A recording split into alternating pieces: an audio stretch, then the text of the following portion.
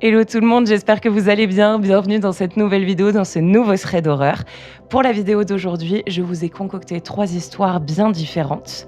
Pour moi, la troisième, c'est vraiment la plus terrifiante dans le sens où c'est une histoire extrêmement concrète qui pourrait bien sûrement arriver à n'importe qui. En attendant de pouvoir recevoir vos témoignages à l'adresse mail juste ici, whatsupwitches@gmail.com, eh bien, je me permets d'écrire les histoires, comme ça on a toujours du contenu horreur qui nous fait passer des nuits de qualité. Et puis, si jamais la vidéo vous a plu, abonnez-vous, partagez-la, laissez-moi un petit like, laissez-moi un petit commentaire que je vois un petit peu ce que vous avez à dire. Si jamais vous avez des idées de thématiques que vous aimeriez que j'exploite, mettez-le moi en commentaire et je me ferai un plaisir de lire et de voir un petit peu ce que je peux faire. Écoutez, j'espère que la vidéo vous plaira et puis on se retrouve à la fin.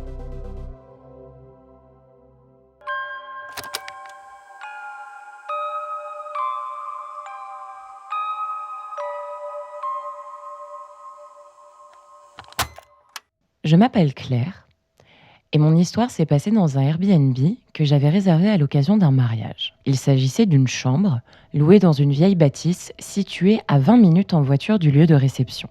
Les autres invités avaient également loué une chambre, mais j'avais réservé une nuit de plus pour me retrouver au calme. L'endroit avait un certain cachet.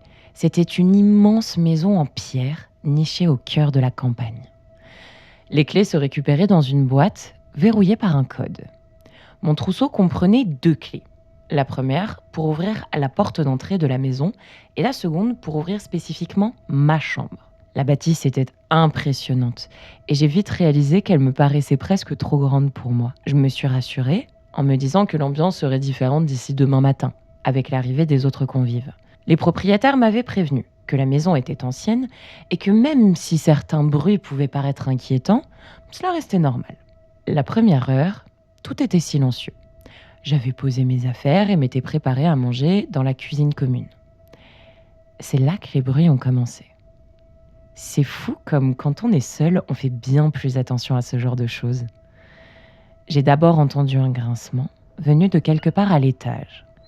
Je me suis figée, écoutant attentivement. Puis est venu un autre bruit, plus sourd, comme si un meuble avait été déplacé. Je me suis demandé s'il ne s'agissait pas d'un animal, alors j'ai grimpé l'escalier, ma lampe de téléphone à la main. L'étage était plongé dans une obscurité presque opaque qui m'a mise mal à l'aise. J'ai appelé « Y a quelqu'un ?» et ma voix s'est perdue dans le silence. J'ai attendu, tendant l'oreille et... rien. Tout était normal. Mais j'avais cette étrange impression qu'il y avait quelqu'un avec moi. J'ai toujours été terre à terre. Alors j'ai fait taire ce malaise et suis redescendue pour retourner dans ma chambre et j'ai verrouillé la porte. Et sans savoir pourquoi, ça m'a rassurée. Mais le calme n'a pas duré, puisque 3 heures plus tard, aux alentours de minuit, un bruit de pas lourd m'a réveillée. Il résonnait juste au-dessus de moi, comme si quelqu'un faisait les 100 pas dans la chambre au-dessus de la mienne. J'ai attrapé mon téléphone, mais pas de réseau. C'est alors que le bruit s'est arrêté pour laisser place à quelque chose qui m'a glacé le sang. Un son a retenti, un grattement lent et insistant, mais cette fois-ci, contre la porte de ma chambre. Mon cœur a commencé à s'emballer. Je ne comprenais rien de ce qui se passait et je me suis demandé si peut-être qu'un ou qu'une invitée était arrivée plus tôt. Dans le doute, j'ai approché mon œil du trou de la serrure, priant pour que ce soit le cas. Mais je n'ai vu que l'obscurité. Alors que j'avais la main légèrement posée sur la poignée de la porte, j'ai senti celle-ci s'abaisser, le métal froid quittant le contact de ma main moite. C'en était trop pour moi. J'ai reculé sur mon lit en hurlant « Qui est là ?» tout en me prenant pour une folle parce que... Peut-être l'avais-je baissé moi-même ? Peut-être que ma main pesait plus lourd sur la poignée que ce que je ne pensais ? J'ai passé le reste de la nuit à fixer la porte, tétanisée. Et j'ai entendu d'innombrables autres bruits. Des claquements secs de portes qui s'ouvrent et se ferment, des bruits de pas dans les escaliers. J'en pleurais de peur, je n'en pouvais plus et je n'avais plus la force d'aller vérifier quoi que ce soit. Finalement, au petit matin, les choses se sont calmées. J'ai attendu d'être sûre que tout était revenu à la normale. Ce qui m'a sorti de ma torpeur, ce sont les bruits des voitures se garant. Les invités du mariage arrivaient enfin, mettant fin à mon enfer de solitude. Je n'ai pas osé parler de ce qui s'était passé. Je sais juste que Lorsque je me suis réveillée pour aller les accueillir, aucune porte n'était ouverte dans aucun couloir et aucun meuble n'avait bougé. Par contre, l'assiette que j'avais laissée à moitié pleine sur la table était finie. Je suis donc définitivement sûre que je n'étais pas seule cette nuit-là. Ouais, je pense que t'étais pas seule cette nuit-là et à mon avis, c'était pas un raton laveur, je te le dis. Terrifying! Vous imaginez? Ça, c'est vraiment un décor de film d'horreur. Super maison ultra sympa au milieu de la campagne. Qu'est-ce qui pourrait arriver d'horrible? Je ne sais pas. Tout. Tu penses que tu es en sécurité? Tu ne l'es pas. Tu penses que tu vas passer un moment sympa? Non. En gros, tu prends tout ce en quoi tu crois, tu mets un punch dedans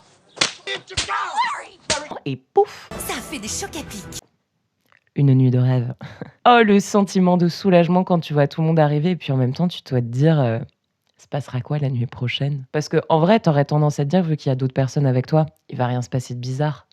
Moi, je pense pas que ce qui soit arrivé dans la maison se dise: «Ah ça y est, il y a d'autres invités, je peux pas». Heu, je crois pas. Écoutez, j'espère que cette première histoire vous a plu et on se retrouve pour la deuxième.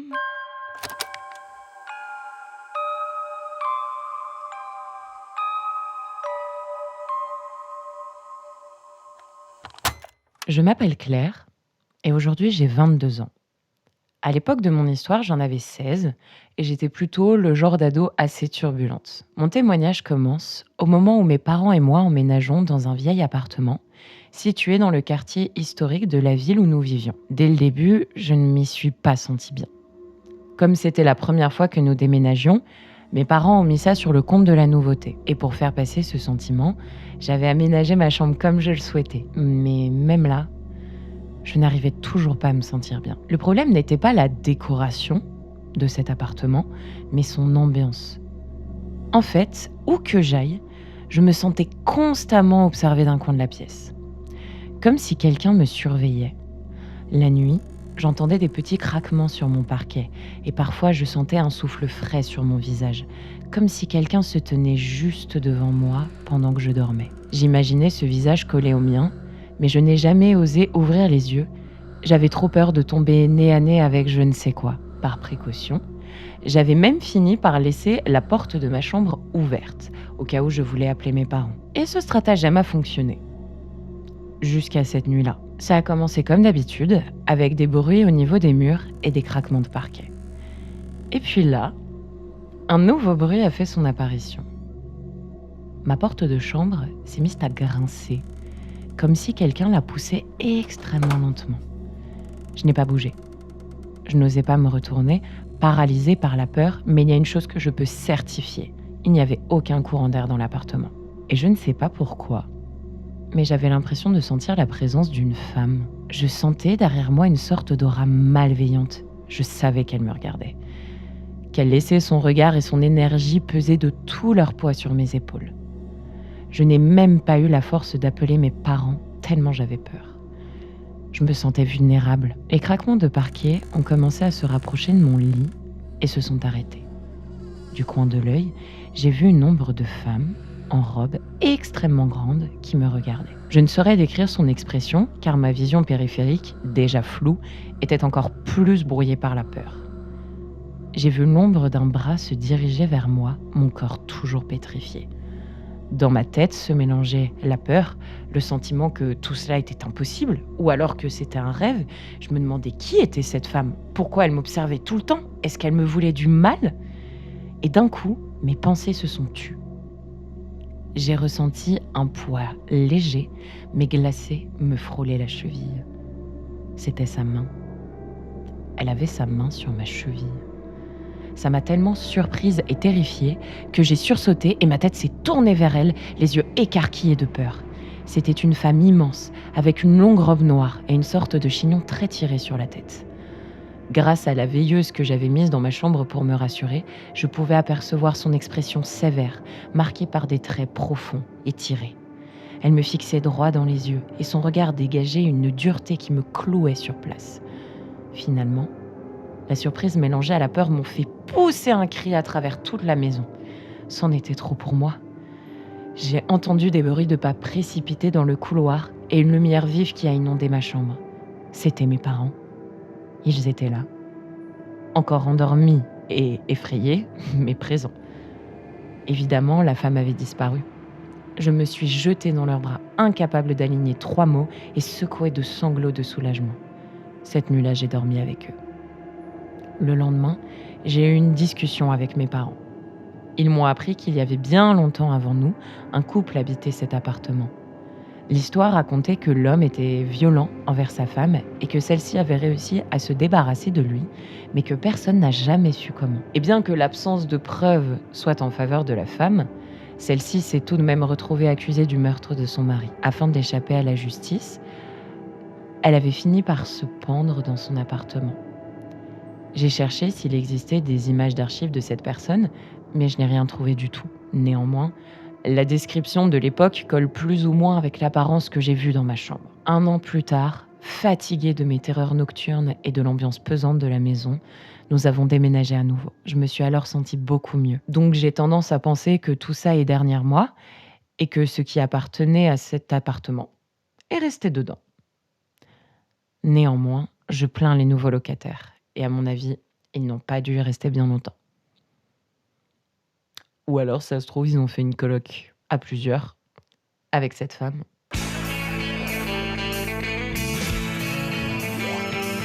Terrifiant. Et le pire en général, c'est que ce genre de choses, tu le sais quand c'est trop tard, quoi. Ça, à la rigueur, j'ai eu de la chance, ça m'est jamais arrivé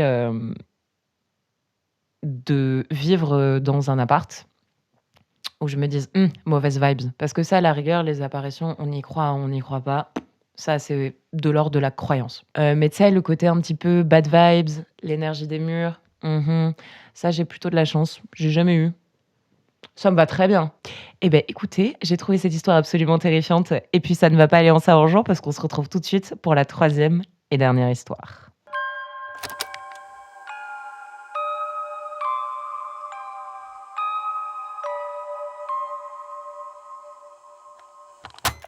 Je m'appelle Loïc et lorsque j'étais étudiant, je vivais seule dans un petit appartement au 1er étage remis à neuf il y avait peu.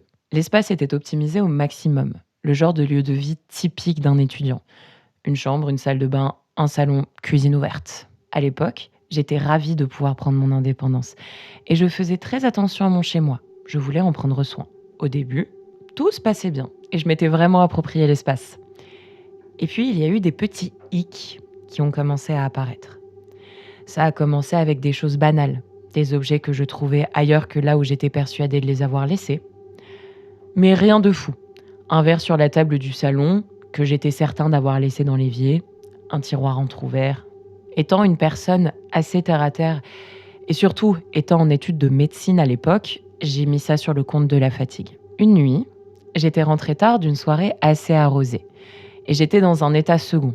Surtout, je ne pensais qu'à une chose, aller me coucher. Alors que je me déshabillais tant bien que mal dans ma chambre, j'ai entendu un bruit de claquement, une sorte de tac. Ça semblait provenir du salon. J'ai tendu l'oreille, puis suis allée voir, étonnée de ce bruit inhabituel, mais rien. Je me suis dit que j'avais rêvé et j'ai fini par aller me coucher. Mais j'avais cette sensation bizarre, comme s'il y avait une information qui me manquait, que quelque chose s'était passé, mais je n'arrivais pas à savoir quoi. Et ça a continué. Je trouvais des portes que j'avais fermées ouvertes, je retrouvais toujours mes affaires dans des endroits de plus en plus farfelus, et parfois j'avais l'impression d'entendre des bruits de pas la nuit. Un soir, j'ai décidé de vérifier. Avant de me coucher, j'ai soigneusement fermé toutes les portes intérieures et toutes les fenêtres. Chambre, cuisine, salle de bain, tout. Je voulais savoir si quelque chose bougeait, si ma fatigue me jouait des tours ou s'il se passait vraiment quelque chose.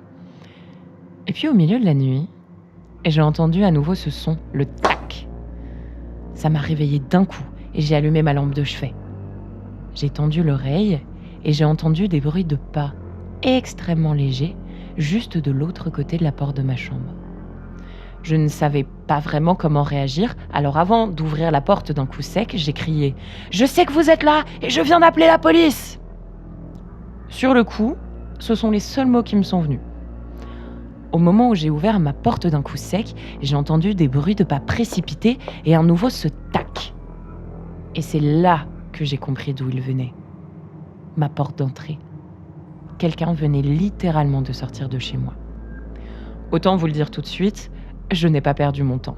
J'ai pris 2 caleçons et 3 paires de chaussettes et je suis partie chez un ami, le temps de trouver un nouvel appartement. J'étais choquée. La police m'a confirmé que sans preuve, c'était très difficile de mener une enquête. Et surtout, il n'y avait aucune trace d'effraction puisque la personne passait littéralement par ma porte d'entrée. En discutant avec mon ami, nous avons considéré qu'il pouvait s'agir de 2 situations. Soit les propriétaires venaient chez moi pour je ne sais quelle raison douteuse, soit une personne ayant participé aux travaux avait gardé un double des clés. Dans les 2 cas, je trouvais ce jeu vraiment pervers et ça m'a traumatisée. La pire peur que j'avais s'était réalisée. Aujourd'hui, je suis en coloc et ça me rassure. J'essaie de lâcher prise vis-à-vis de ce qui s'est passé, mais quoi qu'il arrive, je reste toujours très vigilant à ce que ce soit bel et bien safe chez moi.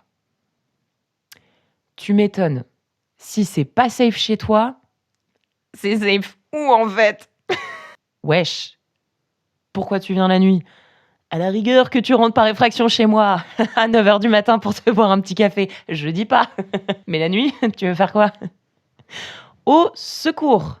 Ça, c'est une peur, mais je pense qu'il est chez beaucoup de personnes.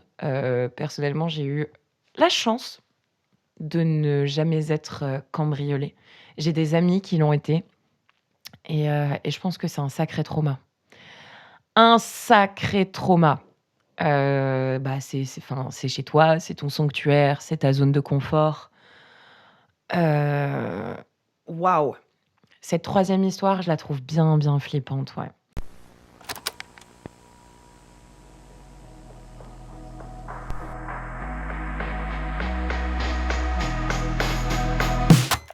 En tout cas, j'espère que ce serait d'horreur vous a plu. Si jamais vous avez deviné la thématique, n'hésitez pas à le mettre en commentaire. Je vois les personnes qui devinent les thématiques de mes vidéos et ça me fait trop plaisir que vous jouiez le jeu. Si vous avez aimé la vidéo, n'oubliez pas, on like, on commente, on partage, et tintintin, vous connaissez la musique. N'oubliez pas de m'envoyer vos témoignages. Si jamais vous avez des idées de thématiques, mettez-les en commentaire, je vous lis. Je vous jure que je vous lis. Ça me fait tellement plaisir. Bref, on se retrouve dans 2 semaines pour une prochaine vidéo. En attendant, je vous souhaite soit une très bonne journée, soit une très bonne soirée, soit une très bonne semaine. Et sur ce, c'est une fin de tournage.